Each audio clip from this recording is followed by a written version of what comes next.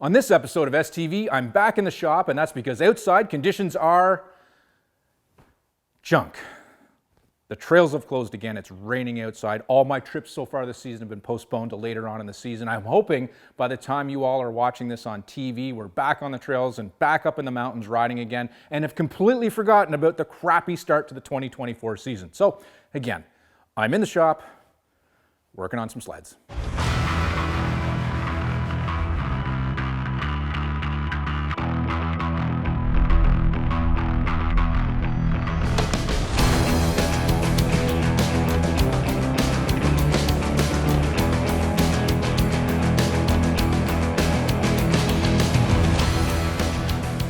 STV is brought to you by Yamaha, revs your heart. 509, fueling your passion. And by Polaris, think outside.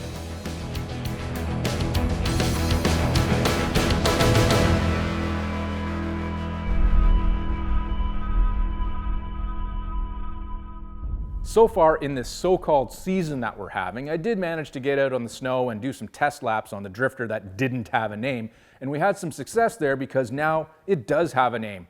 Seeing as how it's so slow and it's so green, we're calling it Snot a Rocket because it's definitely Snot a Rocket. Now we're going to do some more work to that machine later on in the show, but first we're going to throw some love at the MXZ. In a perfect world, all the preseason maintenance on this sled should have been done back in the fall and would have had a bunch of miles on it by now this time of the season. Now, neither one of those things have happened, but snow is just around the corner again, so it's time to put some preseason maintenance, now halfway through the season, into this sled. Maybe we should look at this as mid-season maintenance, which is pretty much the same as preseason maintenance anyways, and by calling it mid-season maintenance, it makes me feel better about the season we've been having and kind of makes me think I've been riding this thing a bunch already, which we haven't. So anyways, from this point forward in the segment, it's mid-season maintenance. If you're inspecting the sled yourself, the list can get pretty long, but even if you don't have great mechanical skills, you can still get a few things done. Just start with a good visual around the sled, looking for anything obviously broken, missing, or worn out. And while you're at it, check or change the oil in your chain case and the engine if you have a 4-stroke. Also inspect the drive belt to make sure it's good, and so is the spare. So this machine's got well over 10,000 kilometers on it, and I'm pretty happy with the inspection, but I did find 3 issues that I want to address. The first is the high axes in the back. Those things are completely worn out. The second is the skis, which are in pretty tough shape and they need new carbides. But the first thing I want to tackle is the worn out front suspension bushings. These things are shot. Like most modern sleds, the inboard pivot bushings for the upper and lower control arms are plastic from the factory. Now they'll last a good long time. With over 10,000 clicks on this sled, I'm sure they're still the originals, but the looseness is getting a bit excessive. Now, Kimpex has a kit to not only change the bushings, but upgrade them to oil-impregnated brass. Changing them isn't too difficult, but on this chassis, I have to dig down a little through the hood and pipe, which is why I removed them during the inspection. I also suggest removing each A-arm one at a time to swap out the bushings. Doing it this way, you may get lucky and not have to remove the whole suspension, which can get cumbersome. I'm also adding a bit of grease to the steel sleeve and the bushing. It's not necessary, but I feel it couldn't hurt. So that's got all the movement out of the pivot points of the A-arms. I can still feel, usually with your hands, you can feel a little bit of, if there's any slop, and I can feel a little bit in a couple of the heim joints for the steering, but I think this is going to make a big difference overall. This thing was getting a little bit all over the trail, so I think this has solved that problem. One side down, one side to go. So I haven't mentioned this yet, but this sled belongs to my girlfriend, and I'm hoping that doing all this work gets me out of the doghouse, because she just found out that the big trip that she had planned for her and a bunch of our friends to go snowmobiling on, I can't go because I'm in West Yellowstone, Montana at Snowshoot. West Yellowstone happens to be one of the most beautiful places on the planet to go snowmobiling, and yeah, she's not going. So yeah, we'll see if I get her to the doghouse with this. Next up is the skis, which are getting pretty worn out on the underside. They're marginally acceptable for now, but will have to be replaced at some point. The carbides too are looking a little worn out. Probably okay for a bit, but I wouldn't want to take a chance on them for a multi-day high-mile trip like this sled has in its future. Solving this problem is easy and something anyone can do.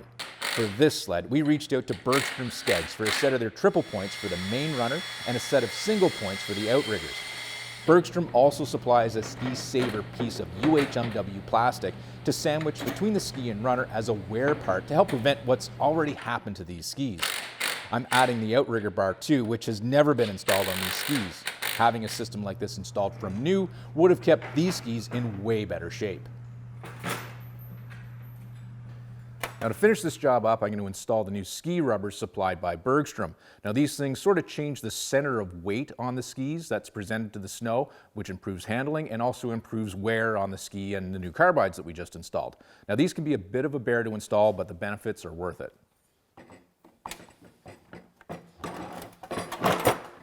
With the skis and bushings done, I'm going to reassemble the bodywork before I forget how that goes back on and before I start the suspension slide installation, which is the next big problem I have on this sled. And solving this problem requires a little bit more elbow grease because on this sled, the rear suspension has to be removed to change the slides because they won't come out through the track windows.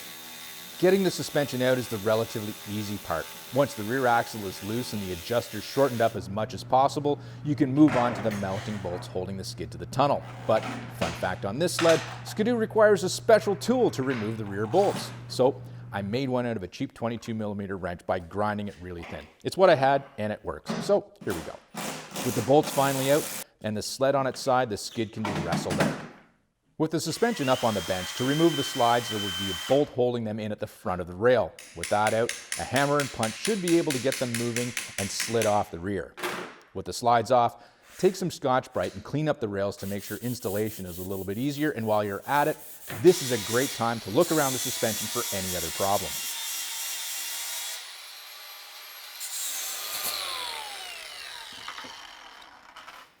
Now you'll probably have to cut your new slides a little bit shorter, and the best way to do that is just match them up with the old ones and saw cut them off. But remember to put a bevel at the back. That way your track clips don't catch the back of the slider if you're pulling your sled backwards, or especially if you got reverse.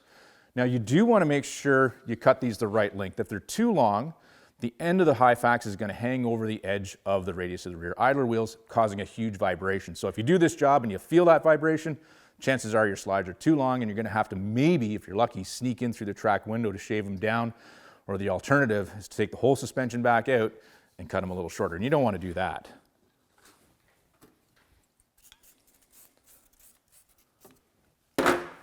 The new slides go on easy with a little lube. Then with them both back on the rails and the bolts tightened down, the fun part begins. At this point, I suggest getting the young kids out of the shop. Otherwise, you will be improving their vocabulary and not in a good way. Unless you do this all the time, you will be cursing trying to get everything back in by yourself. Just accept it. Phone a friend if you can. Well, so far this job's going pretty easy. On modern sleds, getting the rear suspension in and out is a little bit easier than on the older models, but one trick that helps no matter what type of snowmobile you're working on getting the suspension in and out on is a cheap ratchet strap. This can help pull the center to center distances together on the front and rear arm and just save you a whole lot of fighting with it. Still gonna have to fight with it, but not as much.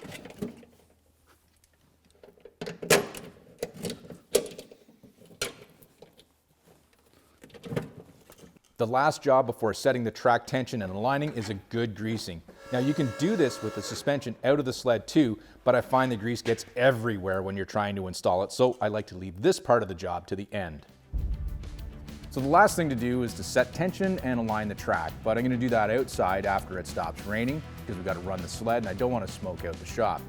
But next, coming up after the break, new Turd is moving in.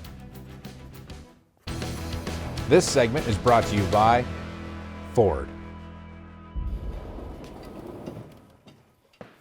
The next sled in for service is my brother's sled that he asked me to give him a hand with. It's a 1996 Polaris XCR 600, a legendary sled from back in the day, but this legend, it didn't age so well. Think of it as a 90s rock star that's been on a binge since then and is addicted to plastic surgery with facelifts, and they've worked out just about as well as their multiple trips to rehab.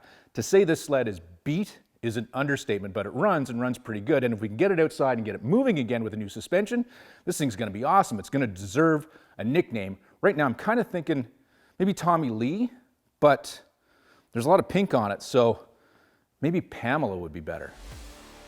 Back in the day, this was Polaris's attempt at a ditch-banging king, but looking back, it didn't have the best reputation when it came to jetting and clutching or horsepower, plus it was heavy and generally kind of slow compared to other 600 class sleds by other manufacturers. So I guess its legendary status lives on mostly in the mind of pure Polaris people, which for me makes this sled awesome.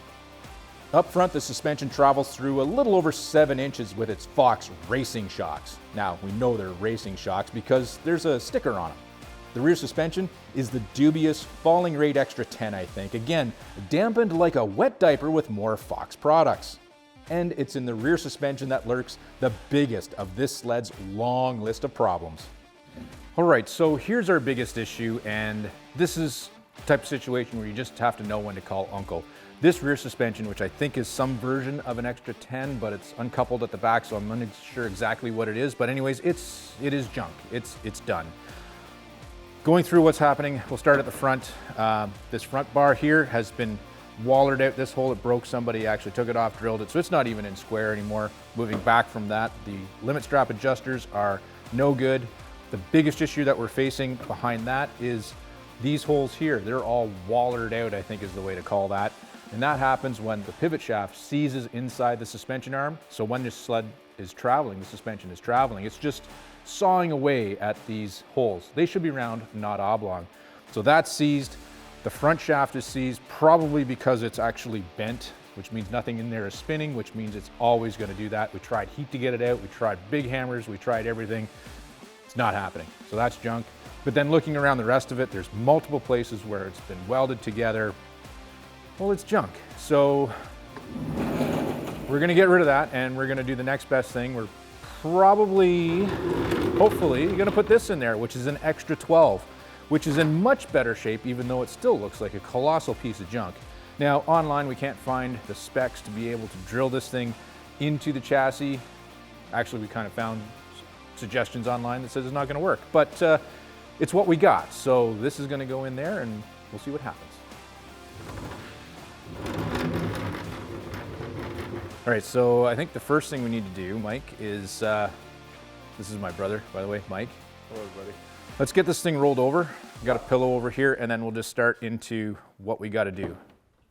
With the Price is Right new Extra 12, the only dimension we have to install it in this sled is a center-to-center length of 23 5/8 of an inch between the front and rear arm mounting points to the chassis. Also complicating things is the front arm relationship to the rails is much longer on the Extra 12, meaning we'll have to drill a new hole in the tunnel further forward from the original mounting location. Now we're going to go with the swag method to pinpoint this new location, a scientific wild-ass guess. Our challenge is to get the suspension set where we can achieve the correct tension on the track, which means we have to get the rails set at the right distance between the fixed location of the drive sprockets and the rear idler wheels of the suspension. Then make sure we can get the suspension inside the track and bolted up, tensioned, then aligned, all the while making sure that it doesn't crash into anything inside the tunnel if we manage to make this work. After measuring 3 times against the old skid, we came up with a new front mounting hole location 5 inches forward and at the same height as the original. Then we drilled the rear holes 23 5/8 back from there. Sure, I'm glad we drilled all 4 holes in the tunnel before we found out this was wrong. The rear skid was too far back in the chassis and the track was way too tight. To fix this, we'll need to move the skid forward with new holes further forward as well. With everything back out and another liberal application of the swag method, we drilled another pair of holes 2.5 inches further forward and 1/4 inch higher than the last pair while trying to avoid the steering hoop inside the footwells and the footwell plates themselves, and also hoping there would be enough room for the front rails to clear the drive sprockets. With the skid back in and feeling good about the location, we'll now drill the rear holes 23 5/8 of an inch back. Then, with a little help from a ratchet strap, we're gonna send all 4 mounting bolts home with a torque spec of all the ugga-duggas we have. It's not just good, but good enough for this piece of crap. Well, that is an Extra 12 in a 95, 96? 96. 96 Polaris XCR. There's so much suspension, just, oh yeah, look at that. Look at that. Now, next stop for this is outside, a little bit of gas in it. Gas helps. Spin the track up, get it aligned, and full send. What could possibly go wrong? I'm gonna take this home to sleep on it tonight.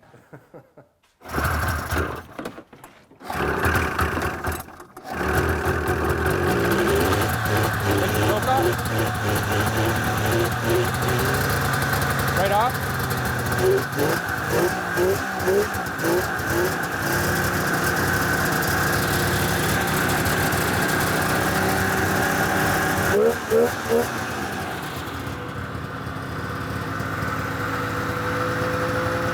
Look at that thing go around in circles just like effortlessly.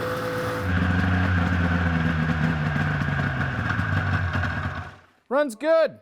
Mint. All right, so you got to be prepared for everything when you're working on old sleds. We're going to tighten up the axle and the 3/8/16 bolt that holds everything together. It melted off like it was made of glass with just one ugga-dugga of the impact. So to fix this, we got the welder out. We got a couple of old bolts. We're going to see if we can weld onto the little bit of bolt that's still stuck in there and see if we can get it out. No problems, only solutions. That worked. Welding a nut onto the bit of bolt that has been broken off in whatever it's been broken off in does two things. It welds a head onto it, and it also heats the bolt up to be able to loosen it off from any of the seizing action that's going on. I'll cool it down and I'll show you. She's out. We're back in business. Now with that fix out of the way and the axle tight, it's time to go full send on the XCR. I can't believe how well this is working. Now it's not perfect, and I don't know how well it'll work on hard-packed snow with the rear set so high in the air, but for now it's working. We'll probably wait till it's broken again, which should happen anytime soon, to see if there's a way that we can raise the front end as well. I'm sure I got some longer shocks around here somewhere, but until then, I think we just send it. Sometimes you don't have to get it right, all you gotta do is get it done, and we got it done with this XCR. Extra 12 rear suspension that was traded for a case of beer. And this thing is back up and running again, and it rips. It's excellent. This thing can take on any backyard, anywhere. Next, coming up after the break, it's time to work on another turd, the drifter. This segment is brought to you by Polaris. Well, we're back inside the shop from a very successful rip outside, and the next machine I'm going to work on is the drifter that now has a name, and it's Snot a Rocket, and that's because it's green and not very fast. Now at this point, I've got a very limited amount of time before the race, and I have one more box of parts to install. The first job to do is install the new snow flap. OSOR rules state that the flap needs to touch the ground with the rider on it, and this one is just too short. The new flap is a universal one from Kimpex, and you know it's a winner because it has a checkered flag embossed into the rubber. Now, according to the rules, there should be some sort of a device to keep the snow flap from sailing up like this when you're going at speed down the track. Now, I don't think they were thinking of Snot a Rocket when they came up with that rule, because the only way this sled is going to go fast enough to sail the snow flap up like this is if it's being towed by another competitor. But we want to follow the rules, so I cut a couple of strips out of the old snow flap, which we will secure down here somewhere, and that should be good enough to pass tech inspection. The next job is another one that's required to race, and that's a functioning tether installed in the electrical system to shut the sled down if the machine and rider were to ever part ways on the track. Now there is a couple of different types of tether switches out there. Ones that open the circuit when the tether comes off, others that close the circuit when the tether comes off. And if you get it wrong, the results are going to be opposite from what you want. The sled will run without the tether installed and shut off with it in place. The OSOR provides a checklist that the tech officials will go through at tech inspection to ensure you're good to go, and nothing here should be a surprise when you get to the racetrack. A receiver is also required, and what the receiver is a one-way comms device that allows the folks in the tower and race control to communicate with all the racers at once at the same time. Now this is great if there's a wreck to let people know what's going on, or even just to tell a driver where to line up on the starting grid. Now there's one more checkbox on the safety and tech sheet, which is overall integrity. And I think as long as the tech inspector doesn't look too closely, Snot should pass just fine. We're going to go with yes. With just a few more details to gather up, I'm feeling pretty confident that both the sled and I are ready. It's 1 week to the green flag, and I'm getting more excited every day. It's gonna be awesome, even if I finish dead last, which is an extreme possibility given the appalling lack of speed that Snot has exhibited so far. But I don't care because this is gonna check off one other box for me, and that's the race an ice oval on my bucket list. Next, coming up after the break, I've got one more job to do in the shop here on the MXZ, and my day and this show is gonna be done. This segment is brought to you by Yamaha. So it looks like I got time for one more job, and that's the installation of a brand new iTech bumper that I had delivered to the shop from Kimpex after I found it shopping their online catalog. I think this is going to look pretty good on there. Let's get to it. I should have thought about this installation earlier because to make it happen, the first thing to do is remove the front bodywork again. Then with that out of the way, the stock wimpy bumper can be removed. The new iTech unit is much more robust and offers more protection to the very expensive front hood section and also provides limited protection to the small belly pan of the Skidoo chassis. Now this bumper is not going to stop damage from a big shunt, but it's definitely going to give the front end a lot more resilience when it comes down to contacting small trees or limbs and that sort of thing. You know, for those times when you're doing a little bit of exploring or maybe looking for a place to pee. Plus, this bumper adds a little bit of toughness to the look of the MXZ and will maybe help it stand out from the crowd. I like it, and best of all, this bumper went on easy, exactly how the instructions said it would, and it only took about a half an hour to do it. Well, that wraps up a pretty fun and successful day here in the shop working on sleds. Now all we got to do is wait for Mother Nature to bring the cold and the snow back so the trails can open up outside and we can go ride this stuff again. But I have a feeling we're going to have that on the next episode of STV because we're heading to Quebec. We'll see you then. Actually, yeah, we're leaving in about 12 hours, so I better clean up the shop.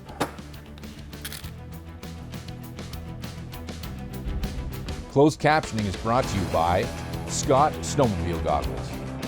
STV has been brought to you by Best Western Hotels and Resorts. Wherever life takes you, Best Western is there. Ultimax Belts. Performance driven, performance proven. And by Ford F-Series, Canada's best-selling line of pickup trucks for 58 years.